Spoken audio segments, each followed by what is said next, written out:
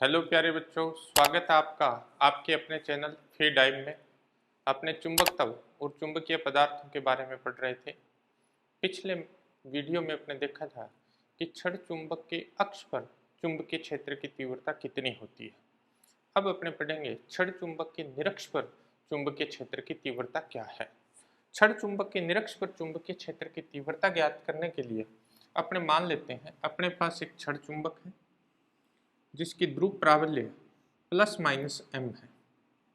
Plus minus M का मतलब बेटे ये साउथ पोल है, साउथ पोल की माइनस एम है। ये अपने पास नॉर्थ पोल है, इसकी अपने पास प्लस एम है।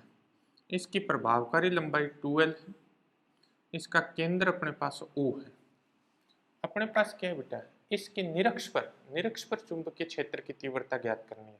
क्षण चुंबक के निरक्ष पर, क्षण चुंबक के निरक्ष पर चुंबकीय क्षेत्र की तीव्रता, निरक्ष पर चुंबकीय क्षेत्र की तीव्रता ज्ञात करनी है। तो अपने पास निरक्ष होता है क्या है बेटा, अक्ष के लंबवत केंद्र से गुजरने वाली जो रेखा होती है वो क्षण चुंबक का क्या कहलाती है, निरक्ष कहलाती है। अक्ष के लंबवत केंद्र से गुजरने वाली जो रेखा होती है उसे अपने निरक्ष कहते हैं। इसके केंद्र से r दूरी पर, इसके निरक्ष पर P कोई बिंदु है। इस P बिंदु पर अपने को चुंबकीय क्षेत्र का मान ज्ञात करना है।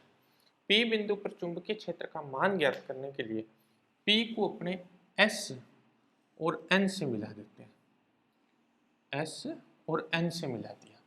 अब देखिए बेटा, SP बराबर होगा अपने पास NP और इसकी जो वैल्यू होगी बेटा वो अपने पास आ जाएगा अंडर रूट अपने पास आ जाएगा L² प्लस R², यानी R² प्लस L²। ये दोनों लेंथ जो है वो इक्वल हो जाएगी। SP और NP का मान अपने पास ये आ जाएगा। अपने मान लेते हैं बेटा ये जो कोण है वो थीटा है, ये जो कोण है वो भी थीटा है। माना कोण PSN इज इक्वल टू कोण PNS is equal to theta. ये दोनों कोण अपने पास इक्वल है। अब अपने क्या करते हैं, P बिंदु पर चुंबकीय क्षेत्र की तीव्रता ज्ञात कर लेते हैं उत्तरी ध्रुव के कारण। उत्तरी ध्रुव के कारण, उत्तरी ध्रुव के कारण P पर तीव्रता, उत्तरी ध्रुव के कारण P पर तीव्रता कितनी आ जाएगी बेटा, P पर तीव्रता अपने पास आ जाएगी vector V1 is equal to आ जाएगा बेटा μ0m अपॉन 4 पाई अपने पास आ जाएगा NP का स्क्वायर। दिशा अपने पास आ जाएगी बेटा N से P की ओर, N से P की ओर। कारण बेटा, कारण ये है कि उत्तरी ध्रुव के कारण क्षेत्र रेखाएं बाहर निकलती है तो वेक्टर B1 की दिशा ये आ गई बेटा। अब अपने पास क्या है, NP का मान है बेटा, NP का मान रख देते हैं ये वाला। तो vector B1 is equal to आ जाएगा μ0m upon 4 pi into R² plus L² N से P की ओर, N से P की ओर, N से P की ओर इसकी डायरेक्शन आ जाएगी। ये समीकरण नंबर आ गया बेटा 1। अब दक्षिणी ध्रुव के कारण, दक्षिणी ध्रुव के कारण P पर तीव्रता, दक्षिणी ध्रुव के कारण P पर तीव्रता क्या आ जाएगी, दक्षिणी ध्रुव के कारण आ जाएगी बेटा वेक्टर B2 यह जगह μ0m अपॉन 4 पाई SP का स्क्वायर बेटे। इसकी डायरेक्शन आएगी बेटा P से S की ओर, P से S की ओर। ये अपने पास B2 आ जाएगा बेटा। अब इसमें SP का मान रख देते हैं बेटा, B2 इज इक्वल टू अपने पास आ जाएगा बेटे μ0m अपॉन 4 पाई R² प्लस L² P से S की ओर, P से S की ओर। समीकरण नंबर आ जाएगी 2। ये दो तीव्रताएं अपने पास P बिंदु पर आ गई। अपने को क्या करना है बेटा, P बिंदु पर परिणामी तीव्रता ज्ञात करनी है। P बिंदु पर परिणामी तीव्रता ज्ञात करने के लिए SN के समांतर एक PX रेखा खींच देते हैं। SN के समांतर एक PX रेखा खींच दी अपने, PX। ये देखिए बेटा ये जो कोण है इस कोण के बराबर होगा बेटा, एकांतर कोण हो गया। ये कोण और ये कोण बराबर होंगे बेटा, ये भी थीटा हो जाएगा, ये संगत कोण हो गया। B1 और B2 को अपने दो घटकों में वियोजित कर देते हैं।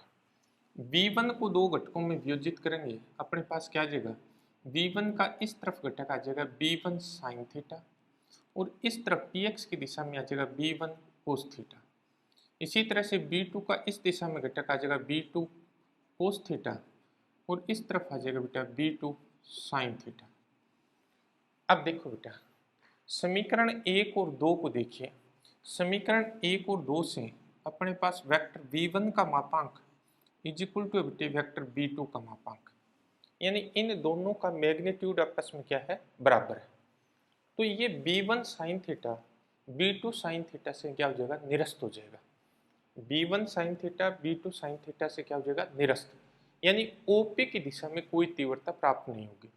जबकि px दिशा में दोनों घटक आपस में जुड़ जाएंगे और P बिंदु पर अपने को परिणामी तीव्रता देंगे। तो P बिंदु पर परिणामी तीव्रता क्या आ जाएगी बेटा, P बिंदु पर परिणामी तीव्रता, P बिंदु पर परिणामी तीव्रता, परिणामी तीव्रता अपने पास आ जाएगी बेटा BP, BP is equal to अपने पास आ जाएगी बेटा वेक्टर BP लिख देता हूं मैं, b1 कोस थीटा प्लस अपने पास आ जाएगा b2 कोस थीटा, px दिशा में, px दिशा में, px दिशा में अपने पास ये दोनों वैल्यूज आ जाएगी। b1 cos theta plus b2 cos theta को अपने ऐसे लिख सकते हैं bp is equal to 2v1 cos theta, क्योंकि b1 और b2 का मापांक आपस में क्या है, बराबर है। तो अपने v1 का मान रख दे समीकरण 1 से, दिशा में बाद में लिखूंगा बेटा, समीकरण 1 से मान रखने पर bp इज इक्वल टू अपने पास आ जाएगा बेटे 2 into mu 0 m upon 4 pi R square plus L square into अपने पास आ गया बेटा कोस थीटा। ये वैल्यू अपने पास आ गई बेटा किसकी, bp की। ये आ गया बेटा समीकरण नंबर अपने पास 3। अब कोस थीटा ज्ञात कर लेंगे बेटा, क्योंकि थीटा माना हुआ है और किसी भी फॉर्मूले में मान्य हुई राशि नहीं आनी चाहिए। तो कोस थीटा का मान अपने समकोण त्रिभुज, समकोण त्रिभुज, समकोण त्रिभुज SOP में, SOP में इसकी वैल्यू फाइंड कर लेते हैं। Cos theta is equal to बेटा आधार बटा करण, आधार अपने पास है बेटे L, करण अपने पास है क्या, SP, SP का मान था बेटा अपने पास under root R square plus L square. ये समीकरण 3 में रख देते हैं। समीकरण 3 से अपने पास आ जाएगा बेटा bp, bp is equal to आ जाएगा 2 into mu 0 m upon 4 pi into R square plus L square into L upon under root R square plus L square. ये अपने पास आ जाएगा बेटा bp is equal to mu 0 ऊपर बन गया बेटा m into 2l, m into 2l capital m आ जाएगा बेटा upon 4 pi into R square plus L square की पावर 3/2। ये अपने पास किसका मान आ गया बेटा, bp का मान आ गया, यानी निरक्ष पर चुंबकीय क्षेत्र की तीव्रता का मान आ गया। अब देखो बेटा r का जो मान होता है बेटा, r का मान l की तुलना में बहुत बड़ा होता है। r का जो मान है वो l की तुलना में बड़ा होता है, यानी r इज ग्रेटर देन क्या होता है, l होता है। अतः r स्क्वायर की तुलना में, स्क्वायर की तुलना में एल स्क्वायर को नगण्य माना जा सकता है, नगण्य माना जा सकता है। आर स्क्वायर की तुलना में एल स्क्वायर को अपने क्या कर सकते हैं, नगण्य मान सकते हैं। तो अपने पास ये क्या बन जाएगा बेटा, bp इज इक्वल टू अपने पास आ जाएगा म्यू 0 कैपिटल M अपॉन अपने पास आ जाएगा बेटा 4 पाई r की क्यूब। ये समीकरण नंबर आ गया बेटा 5। अब अगर इसको सदिश रूप में लिखें बेटे, तो सदिश रूप में अपने पास क्या आ जाएगा, सदिश रूप में अपने दिशा छोड़ी थी वही दिशा लिख देंगे बेटा।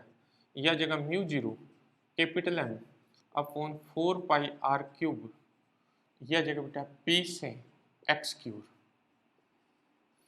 एक तरीका तो ये हुआ बेटा, लेकिन ये तरीका जो है वो लिखने का सही नहीं है। तो कैसे सही लिखें बेटा, अपने को पता है m की जो दिशा होती है बेटा वो s से n की तरफ होती है। m की जो दिशा है वो s से किधर होती है, n की तरफ होती है। तो अपने इसको s लिख दें, bp is equal to minus mu 0 vector m upon 4πr3। अब यहाँ नेगेटिव साइन कैसे आ गया बेटा? ऋणात्मक चिन्ह ये बता रहा है बेटा कि निरक्ष पर चुंबकीय क्षेत्र की जो तीव्रता है उसकी जो दिशा है बेटा वो द्विध्रुव आघूर्ण चुंबकीय आघूर्ण के क्या होती है? विपरीत दिशा में होती है। अक्ष पर अपने ज्ञात किया था, वो अक्ष पर चुंबकीय क्षेत्र की जो दिशा थी वो द्विध्रुव आघूर्ण के अनुदिश थी। ये क्या है? ये अपने पास विपरीत दिशा में, यानी अपने पास क्या आ गया बेटा? दो चीजें आ गई बेटा। निरक्ष पर तीव्रता जो है वो दूरी के घन के व्युत्क्रमानुपाती, दूरी के घन के व्युत्क्रमानुपाती होती है, व्युत्क्रमानुपाती होती है एक चीज। दूसरी चीज अपने पास आ गई बेटा कि तीव्रता की जो दिशा है निरक्ष पर तीव्रता की दिशा द्विध्रुव आघूर्ण के, या चुंबकीय आघूर्ण लिख देता हूं बेटा, चुंबकीय आघूर्ण के विपरीत होती है। यह आ गया बेटा अपने पास क्या? निरक्ष पर तीव्रता का फॉर्मूला। अक्ष पर तीव्रता का फॉर्मूला क्या था बेटा? ये है निरक्ष पर। अक्ष पर अपने ज्ञात किया था बेटा, बी अक्ष लिख देता हूं मैं। बी अक्ष पर पिछले वीडियो में अपने किया था μ02m अपॉन 4πr3। ये अक्ष पर तीव्रता थी बेटा। ये अपने पास आ गई किस पे? निरक्ष पर तीव्रता। तो क्षण चुंबक के केंद्र से समान दूरी के लिए अक्ष और निरक्ष पर तीव्रताओं का अनुपात, द्विध्रुव के केंद्र से समान दूरी के लिए, द्विध्रुव के केंद्र से समान दूरी के लिए, द्विध्रुव के केंद्र से समान दूरी के लिए, समान दूरी के लिए अक्ष तथा निरक्ष पर तीव्रताओं का अनुपात, तीव्रताओं का अनुपात। अक्ष और निरक्ष पर तीव्रताओं का अनुपात क्या होगा बेटा? बी अक्ष अनुपात बी निरक्ष। देखिए बेटा, अक्ष पर ये ज्ञात किया था, निरक्ष पर अभी अपने ज्ञात किया था बेटा μ0 अपॉन 4πr3। अगर इन दोनों का अनुपात ज्ञात करें बेटा तो ये 2:1 आ जाएगा। ये मोस्ट इंपोर्टेंट रिजल्ट है बेटा, कई बार एग्जाम में पूछ लिया जाता है, लेकिन आपको थोड़ा सा इसमें ध्यान रखना बेटा, क्योंकि इजी सी चीज है कि अपने से पूछ क्या रहा है, बी अक्ष अनुपात बी निरक्ष पूछ रहा है या बी निरक्ष अनुपात बी अक्ष पूछ रहा है। ये शब्दावली का थोड़ा सा ध्यान रखेंगे। अक्ष पहले आ रहा है, निरक्ष बाद में आ रहा है, तो 2:1 आएगा। अगर निरक्ष शब्द पहले लिख देता है, निरक्ष अनुपात अक्ष पूछे तो 1:2 हो जाएगा। ये अपने को ध्यान रखना है। तो ये था बेटा सिंपल सा अपने पास क्या, क्षण चुंबक के निरक्ष पर चुंबकीय क्षेत्र की तीव्रता। अब आते हैं बेटा समरूप चुंबकीय क्षेत्र में क्षण चुंबक पर लगने वाला बल तथा बलाघूर्ण। समरूप चुंबकीय क्षेत्र में अगर अपने किसी क्षण चुंबक को रखते हैं तो उस पर कितना बल और कितना बलाघूर्ण लगता है उसके बारे में अपने को पढ़ना है बेटा। समरूप चुंबकीय क्षेत्र में, समरूप चुंबकीय क्षेत्र में क्षण चुंबक पर बल तथा बलाघूर्ण, समरूप चुंबकीय क्षेत्र में किसी क्षण चुंबक को अपने रखें बेटा तो उस पर कितना बल लगेगा और कितना बलाघूर्ण लगेगा, इसका मान अपने को ज्ञात करना है बेटी। तो अपने पास क्या है, एक समरूप चुंबकीय क्षेत्र वेक्टर बी है बेटा। समरूप चुंबकीय क्षेत्र को बेटा परस्पर समांतर और समान दूरी पर स्थित क्षेत्र रेखाओं के द्वारा व्यक्त करते हैं। परस्पर समांतर होनी चाहिए बेटा और समान दूरी पर होनी चाहिए। पैरेलल एंड इक्विस्पेस्ड बोलते हैं इनको। परस्पर समांतर और समान दूरी पर स्थित क्षेत्र रेखाएं जो होती है बेटा वो समरूप चुंबकीय क्षेत्र को व्यक्त करती है। तो ये अपने पास क्या है, समरूप चुंबकीय क्षेत्र है। इस समरूप चुंबकीय क्षेत्र में एक क्षण चुंबक स्थित है। उस क्षण चुंबक के ध्रुव प्राबल्य जो है बेटा वो ±m है और उसकी प्रभावकारी लंबाई जो है वो 2l है। इसमें प्लस माइनस m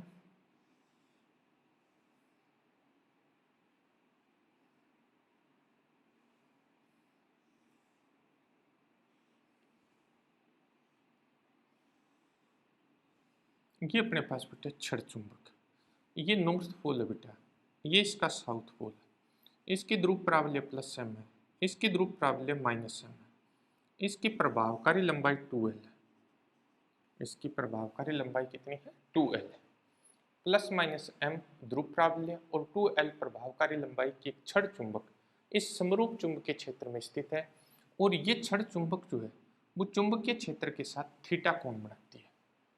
ठीक है बेटा, अब देखो बेटा, अगर चुंबकीय क्षेत्र में किसी भी क्षण चुंबक को रखते हैं तो उस पर बल लगेगा बेटा। तो उत्तरी ध्रुव पर लगने वाला चुंबकीय बल, उत्तरी ध्रुव पर चुंबकीय बल, उत्तरी ध्रुव पर चुंबकीय बल, उत्तरी ध्रुव पर चुंबकीय बल आ जाएगा बेटा F vector F is equal to आ जाएगा बेटा m वेक्टर b। उत्तरी ध्रुव पर जो बल लगेगा बेटा वो m वेक्टर b यानी क्षेत्र की दिशा में लगेगा m वेक्टर b। दक्षिणी ध्रुव पर जो बल लगेगा बेटा वो अपने पास आ जाएगा vector F is equal to minus m vector b।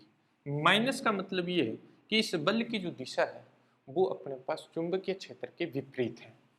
चुंबकीय क्षेत्र के विपरीत है तो अपने इसको विपरीत दिशा में दिखा देंगे।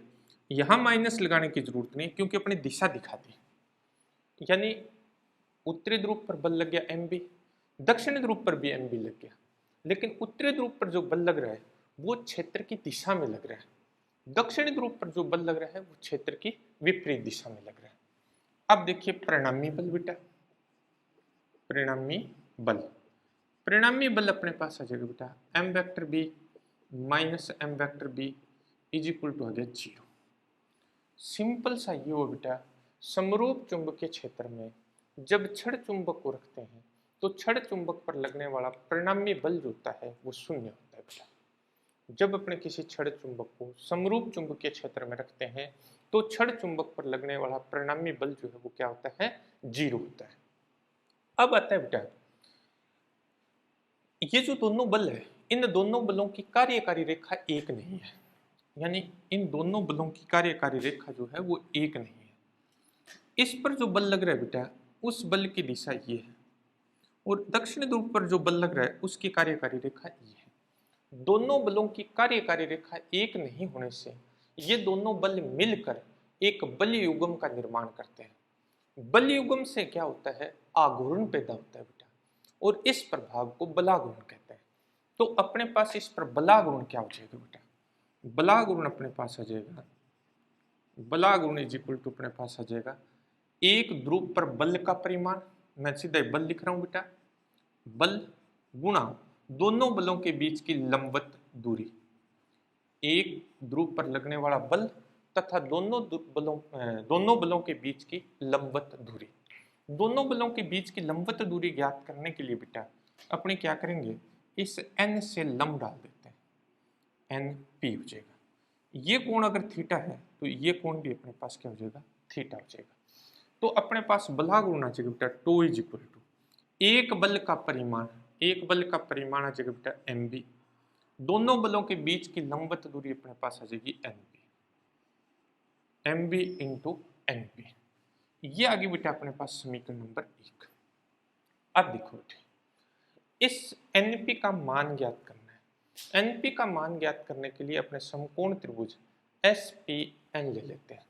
समकोण त्रिभुज SPN में, समकोण त्रिभुज SPN में, SPN में अपने पास क्या आ जाएगा बेटा, SPN में अपने को ज्ञात क्या करना है बेटा np ज्ञात करना है। np अपने पास लंब है बेटा, दिया हुआ अपने पास कर्ण है, लंब और कर्ण साइन थीटा में आते हैं बेटा, तो sine theta is equal to आ जाएगा बेटा np अपॉन 2l, यानी np इज इक्वल टू अपने पास आ गया बेटा 2l साइन थीटा। ये मान अपने इसमें पुट कर देते हैं। जब ये मान इसमें रखेंगे बेटा तो टो इज इक्वल टू अपने पास आ जाएगा समीकरण 1 से, टो इज इक्वल टू अपने पास आ गया बेटा mb into 2l sine theta. तब अपने पास क्या आ जाएगा बेटा, टो इज इक्वल टू आ जाएगा एम बी साइन थीटा। समीकरण नंबर 2 बेटा। ये अपने पास कैपिटल एम जो है बेटा वो m इंटू 2l होता है, द्विध्रुव आघूर्ण या चुंबकीय आघूर्ण। m इंटू 2l को मैंने क्या लिख दिया बेटा, कैपिटल एम। ये अपने पास क्या किया बेटे, बल आघूर्ण आ गया। जब अपने क्या करते हैं, दोबारा देखो बेटा, छड़ चुंबक को समरूप चुंबकीय क्षेत्र में रखते हैं। जब छड़ चुंबक को समरूप चुंबकीय क्षेत्र में रखा जाता है बेटा, तो छड़ चुंबक पर लगने वाला परिणामी बल जो होता है वो 0 होता है बेटा। लेकिन इस पर एक बलागुण लगता है, उस बलागुण का जो मान होता है वो अपने पास टो इज इक्वल टू क्या होता है, एम बी साइन थीटा होता है। अब इसको सदिश रूप में लिखते हैं, क्योंकि बलागुण एक सदिश राशि है बेटा, तो इसको सदिश रूप में लिख देते हैं। सदिश रूप में अपने पास ये क्या आ जाएगी बेटे, इसको जब सदिश रूप में लिखेंगे तो अपने पास आ जाएगा बेटा vector tau is equal to, vector tau is equal to आ जाएगा बेटे vector M cross vector B. एक तरीका तो ये बेटा। दूसरा तरीका अपने पास है vector tau is equal to M B sine theta N cap. ये जो एन कैप है बेटा, ये वेक्टर टो की दिशा में एकांक सदिश है। एन कैप जो है वो वेक्टर टो की दिशा में क्या है, एकांक सदिश है। एन कैप वेक्टर टो की दिशा में, टो की दिशा में एकांक सदिश है, एकांक सदिश है। वेक्टर टो की दिशा में ये क्या चीज है, एकांक सदिश यूनिट वेक्टर। अब इसकी दिशा कैसे ज्ञात करें, दिशा ज्ञात करने के लिए बेटा सिंपल सा तो ये है कि ये क्रॉस प्रोडक्ट आ रहा है। क्रॉस प्रोडक्ट की दिशा जो होती है बेटा हमेशा उस तल के लंबवत होती है जिस तल में ये दोनों सदिश उपस्थित होते हैं। अब लंबवत भी दो दिशाएं हो सकती है बेटा, तल के लंबवत बाहर की तरफ हो सकती है, तल के लंबवत अंदर की तरफ हो सकती है। ये डिसाइड करने के लिए कि तल के लंबवत बाहर की तरफ है या तल के लंबवत अंदर की तरफ है, अपने क्या करते हैं, दाहिने हाथ का नियम काम में लेंगे। दाहिने हाथ के नियम के अनुसार अंगुलियों को अपने पहले सदिश की दिशा में फैलाएंगे, फिर दूसरे सदिश की तरफ मोड़ेंगे तो अंगूठा इनके क्रॉस प्रोडक्ट की दिशा बता देगा। यहाँ m क्रॉस b है बेटा, m की जो डायरेक्शन होती है बेटा वो साउथ से नॉर्थ की तरफ होती है। यानी m की जो डायरेक्शन ली जाती है बेटा, कैपिटल M की बात कर रहा हूँ बेटा मैं, कैपिटल M की जो डायरेक्शन होती है वो साउथ से नॉर्थ की तरफ ली जाती है। ये B की डायरेक्शन है बेटा, अंगुलियों को M की दिशा में रखा, अब B की तरफ मोड़ा तो अंगूठा नीचे की तरफ जा रहा है। इस स्थिति में इस पर जो बलागुण लग रहा है बेटा वो तल के लंबवत नीचे की तरफ है। सिंपल सा बता देता हूँ बेटा कि यदि अपने पास बल के कारण, बलागुण के कारण कोई वस्तु क्लॉकवाइज घूम रही है तो बलागुण की दिशा तल के लंबवत नीचे की तरफ होती है, और अगर एंटी क्लॉकवाइज घूमे बेटा तो फिर अपने पास तल के लंबवत ऊपर की तरफ बलागुण की दिशा होगी। अब आते हैं बेटा विशेष स्थितियां। विशेष स्थितियों में क्या है बेटे, देखिए स्पेशल केस में अपने पास क्या आ जाएगा। विशेष स्थितियों में अपने पास फर्स्ट है बेटे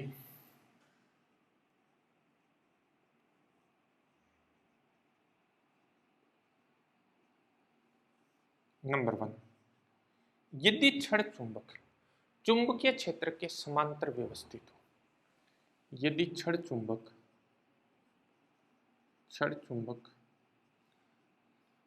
चुंबकीय क्षेत्र के समांतर व्यवस्थित हो, समांतर हो। अगर अपने पास जो छड़ चुंबक है बेटा वो चुंबकीय क्षेत्र के समांतर है, चुंबकीय क्षेत्र के समांतर है, तो थीटा इज इक्वल टू अपने पास क्या आ जाएगा बेटा, 0 आ जाएगा। थीटा जब 0 होगा बेटा तो टो का मान अपने पास क्या आ जाएगा बेटा, 0 आ जाएगा। इसे स्थायी संतुलन की अवस्था कहते हैं बेटा, स्थायी संतुलन की अवस्था कहलाती है बेटा, स्थायी संतुलन की अवस्था है ये। दूसरा है बेटा यदि छड़ चुंबक चुंबकीय क्षेत्र के लंबवत स्थित हो, छड़ चुंबक चुंबकीय क्षेत्र के क्या हो, लंबवत हो, तब बेटा थीटा इज इक्वल टू अपने पास क्या आ जाएगा, 90 डिग्री आ जाएगा। जब थीटा का मान 90 होगा तो टो मैक्सिमम हो जाएगा बेटे कितना, MB। टो की वैल्यू क्या हो जाएगी, अधिकतम हो जाएगी। ठीक है। थर्ड बेटा देखिए यदि छड़ चुंबक चुंबकीय क्षेत्र के प्रति समांतर व्यवस्थित हो, प्रति समांतर हो तो थीटा इज इक्वल टू आ जाएगा 180 degree. Theta is equal to 180। Theta का मान जब 180 होगा तो साइन 180 क्या होता है बेटा, 0 होता है, तो टो की वैल्यू 0 हो जाएगी। ये अस्थायी संतुलन की अवस्था कहलाती है बेटा, अस्थायी संतुलन। अब देखो बेटा, इसमें और इसमें अंतर क्या है, ये बोर्ड में भी आया हुआ है बेटा क्वेश्चन, स्थायी संतुलन की अवस्था और अस्थायी संतुलन की अवस्था को समझाइए। यहां अपने पास बला गुण 0 स्थायी संतुलन है, यहां भी बला गुण 0 अस्थायी संतुलन है। लेकिन क्या होगा बेटा, इस स्थिति में छड़ चुंबक ऐसे व्यवस्थित होगी, छड़ चुंबक की जो स्थिति होगी वो ये होगी बेटा, इसका नॉर्थ पोल यहां होगा बेटा, साउथ पोल यहां होगा। मैं ये वाली स्थिति बता रहा हूं बेटा। अब देखिए इस स्थिति में क्या होता है कि छड़ चुंबक इस स्थिति में रहेगी नहीं। क्यों नहीं रहेगी, अगले टॉपिक में बताऊंगा। ये तुरंत घूमेगी और घूम कर क्या होगी, स्थायी संतुलन की अवस्था में आने का प्रयास करती है। इसलिए इसे क्या कहते हैं, अस्थायी संतुलन की अवस्था कहते हैं। मतलब इस अवस्था में छड़ चुंबक रहती नहीं है और ये घूमकर तुरंत कौन सी स्थिति में आ जाएगी, ये स्थायी संतुलन की अवस्था में आने का प्रयास करती है बेटा, इसलिए इसे अस्थायी संतुलन की अवस्था कहा जाता है। तो ये था बेटा, जब अपने छड़ चुंबक को समरूप चुंबकीय क्षेत्र में रखते हैं तो उस पर लगने वाले बल का मान क्या होता है बेटे, 0 होता है। लेकिन उस पर एक बला गुण लगता है बेटे, बला गुण का मान tau is equal to M B sine theta होता है। थीटा जो है वो वेक्टर m और वेक्टर b के मध्य बनने वाला कोण होता है बेटे। ठीक है, बला गुण का मात्रक न्यूटन गुणा मीटर होगा बेटा, क्योंकि ये बल गुणा दूरी है। ठीक है, अपने पास इसकी 3 स्थितियां बेटा, छड़ चुंबक चुंबकीय क्षेत्र के समांतर हो तो बला गुण का मान 0 होता है बेटा, इसे स्थायी संतुलन की अवस्था कहते हैं। यदि छड़ चुंबक चुंबकीय क्षेत्र के लंबवत हो बेटे तो बला गुण अधिकतम लगता है बेटा, एम बी मान होगा। यदि छड़ चुंबक चुंबकीय क्षेत्र के प्रति समांतर हो तब अपने पास थीटा का मान 180 हो गया और बला गुण 0। लेकिन ये जो अवस्था होती है ये अस्थायी संतुलन की अवस्था होती है। एक चीज याद रखना है, अपने सिलेबस में समरूप चुंबकीय क्षेत्र है, लेकिन अगर ये असमरूप चुंबकीय क्षेत्र हो, समरूप चुंबकीय क्षेत्र में केवल बला गुण लगेगा, लेकिन असमरूप चुंबकीय क्षेत्र में बल भी लगेगा और बला गुण भी लगेगा। समझे आगे बेटे? तो ये था बेटा अपने पास बल और बला गुण। तो अपने बेटा छड़ चुंबक पर लगने वाला बल और बला गुण ज्ञात कर लिया। अब अपने देखते हैं कि छड़ चुंबक को समरूप चुंबकीय क्षेत्र में घुमाने में किया गया कार्य ज्ञात करना बेटा। समरूप चुंबकीय क्षेत्र में छड़ चुंबक को घुमाने में किया गया कार्य। समरूप चुंबकीय क्षेत्र में छड़ चुंबक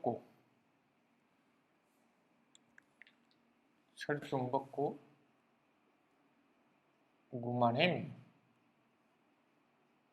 किया गया कार्य, कितना कार्य अपने को करना पड़ता है बेटा। इसके लिए अपने क्या है बेटा, अपने पास प्लस माइनस m ध्रुव प्राबल्य और 2l प्रभावकारी लंबाई की एक छड़ चुंबक है बेटे। प्लस माइनस m ध्रुव प्राबल्य तथा 2l प्रभावकारी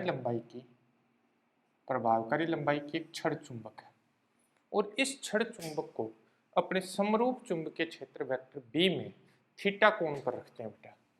इसे समरूप चुंबकीय क्षेत्र वेक्टर b में थीटा कोण पर रखते हैं। जब थीटा कोण पर रखते हैं तो इस पर एक बला गुण लगता है बेटा। उस बला गुण का मान अपने पास आ जाएगा tau is equal to M B sine theta. ये बेटा भी अपने ज्ञात कर चुके हैं।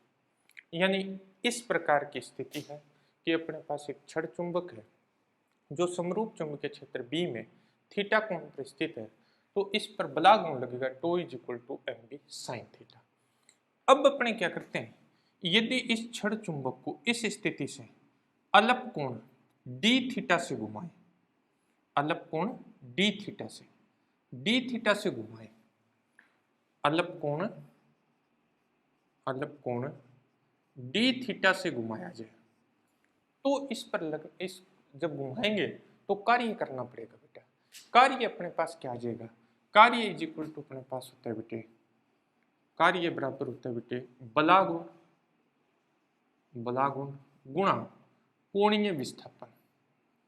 कोणीय विस्थापन ये घूर्णन गति में किया गया कार्य होता है। वैसे कार्य होता है बेटा बल गुणा विस्थापन, वो रेखीय गति में होता है। घूर्णन गति में अपने पास कार्य आ जाएगा क्या, बलागुण गुणा कोणीय विस्थापन। तो अपने पास आ जाएगा बेटे डब्ल्यू डी डब्ल्यू आएगा बेटा, क्योंकि समूल घूर्णन करवा रहे हैं। तो D W is equal to आ जाएगा 2 इंटू डी थीटा।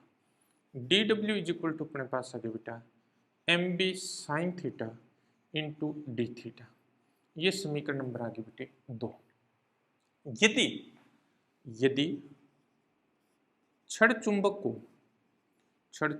को थीटा 1 से थीटा 2 कोण तक घुमाया जाए, थीटा 1 से लेकर थीटा 2 कोण तक घुमाए तो किया गया कुल कार्य आ जाएगा बेटा डब्ल्यू इज इक्वल टू समाकलन थीटा 1 से थीटा 2, यह आ जाएगा M B sine theta D theta. M B constant quantity बेटा बाहर आ जाएगी, अपने पास क्या आ जाएगा, अपने पास आ जाएगा बेटे W इज इक्वल टू अपने पास आएगा बेटे W is equal to M B समाकलन थीटा 1 से लेकर थीटा 2, यह जगह sine theta D theta. Sine theta का जो समाकलन होता है बेटा वो होता है माइनस कोस थीटा। तो W इज इक्वल टू अपने पास आ जाएगा माइनस एम बी, यह आगे बेटा कोस थीटा, लिमिट आ जाएगी थीटा 1 से लेकर theta 2। W is equal to आगे बेटा माइनस एम बी, यह जगह cos theta 2 minus cos theta 1। इस माइनस को अंदर मल्टीप्लाई कर दें बेटा, W इज इक्वल टू अपने पास आ जाएगा बेटे M B cos theta 1 minus cos theta 2। ये अपने पास बेटा कार्य का मान आ गया। छड़ चुंबक को समरूप चुंबकीय क्षेत्र में थीटा 1 से थीटा 2 कोण तक घुमाने में किया गया कार्य जो है वो अपने पास आ गया बेटा W is equal to M B into cos theta 1 minus cos theta 2। अब आते हैं बेटा इसकी विशेष स्थितियां, स्पेशल केस क्या है, इसके विशेष स्थितियां क्या है। नंबर 1, यदि थीटा 1 इज इक्वल टू 0 तथा theta 2 is equal to theta हो, थीटा 1 इज इक्वल टू अपने पास 0 बेटा और थीटा 2 इज इक्वल टू क्या हो, थीटा हो, तब किया गया कार्य क्या हो जाएगा, W इज इक्वल टू आ जाएगा बेटा अपने पास M B cos theta cos 0 minus cos theta. Cos 0 का मान 1 होता है बेटा, W इज इक्वल टू अपने पास आ जाएगा M B into 1 minus cos theta. ये कार्य का मान आ गया बेटा। दूसरा है बेटा अपने पास यदि थीटा 1 इज इक्वल टू 90 तथा theta 2 is equal to theta हो, तब अपने पास आ जाएगा W is equal to M B cos 90 minus cos theta चाहिए बेटा, यानी W इज इक्वल टू अपने पास आ जाएगा बेटा minus M B cos theta. यहाँ एक विशेष चीज है बेटा कि कार्य का यह मान जो है वो छड़ चुंबक की स्थितिज ऊर्जा के रूप में संचित हो जाता है। कार्य का यह मान छड़ चुंबक की स्थितिज ऊर्जा के रूप में संचित हो जाता है। कार्य का यह मान छड़ चुंबक की स्थितिज ऊर्जा के रूप में संचित हो जाता है। इसका मतलब स्थितिज ऊर्जा U इज इक्वल टू आ जाएगा minus M B cos theta, या U इज इक्वल टू आ जाएगा बेटा minus vector M dot vector B। ये स्थितिज ऊर्जा आ जाएगी। तीसरी स्थिति ये बेटा थर्ड अपने पास है यदि theta 1 is equal to 180 degree हो बेटा तथा theta 2 is equal to theta हो, तब W इज इक्वल टू आ जाएगा बेटा M B cos 180 minus cos theta. Cos 180 का मान होता है बेटा -1, यह जगह M B -1 minus cos theta. ये W इज इक्वल टू आ जाएगा बेटा minus M B 1 plus cos theta. अब बात ये आती है बेटा कि यही कार्य स्थितिज ऊर्जा क्यों है, ये वाला और ये वाला क्यों नहीं है। इसका कारण होता है बेटा, क्योंकि जब भी स्थितिज ऊर्जा को परिभाषित किया जाता है तो स्थितिज ऊर्जा में अपने एक संदर्भ स्थिति का चयन करते हैं।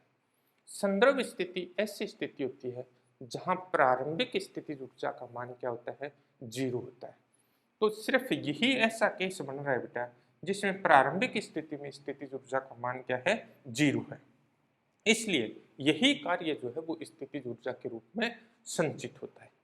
ये था बेटा अपने पास छड़ चुंबक को समरूप चुंबकीय क्षेत्र में घुमाने में किया गया कार्य। आपने पढ़ा बेटा कि छड़ चुंबक को अगर समरूप चुंबकीय क्षेत्र में रखते हैं तो उस पर बल 0 लगता है, लेकिन बलागुण लगता है। लेकिन जब अपने उसको घुमाते हैं तो अपने को कार्य करना पड़ता है, उस कार्य का मान यह है बेटा। इस वीडियो को पूरा देखना बेटा, अच्छी तरह से समझना। सिंपल सा क्वेश्चन है और इसमें बोर्ड एग्जाम में कोई ना कोई क्वेश्चन जरूर आ जाता है बेटा। पूरा वीडियो अच्छी तरह से देखना, चैनल को सब्सक्राइब करना और ज़्यादा से ज़्यादा शेयर करना बेटा। धन्यवाद।